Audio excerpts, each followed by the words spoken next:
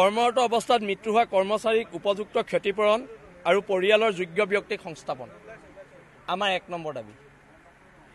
2 number দাবী শ্ৰম আইন অনুসৰি দৰমহা আৰু ইপিএফকে ধৰি প্ৰাপ্য সা সুবিধা প্ৰদান কৰিব লাগিব।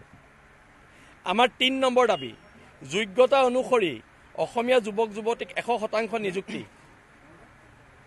এই ক্ষেত্ৰত কোনো অইল ফিল্ড ৱৰ্কাৰ্ছ এছ'চিয়েশ্যন নহয়, জাতীয় দল সংগঠনৰ মত অনুসৰি নিযুক্তি দিব লাগিব। জাতীয় জনগোষ্ঠীয় দল সংগঠনৰ মত অনুসৰি আপোনালোকে নিযুক্তি দিব লাগিব। এইটো আমি নাই কোৱা যে আমি যোগ্যতা নোহোৱা মানুহক দিম, আমি যোগ্যতা থকা মানুহক দিম।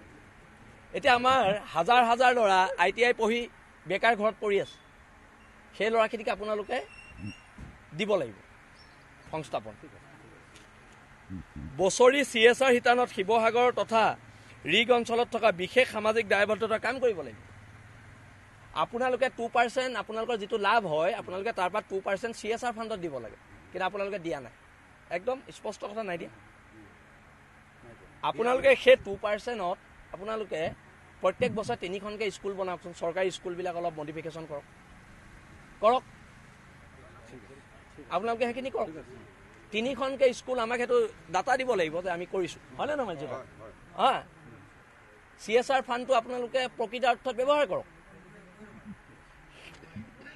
ৰুদ্ৰসাগৰ আৰু ভটিয়াবাৰীবাসী ৰাইজক যিখিনি ক্ষতিপূৰণ হৈছে ONGC-য়েতো দিবই, আপোনালোকৰ পৰা যিখিনি ক্ষতিপূৰণ হৈছে আপোনালোকে সেইখিনি দিব লাগিব।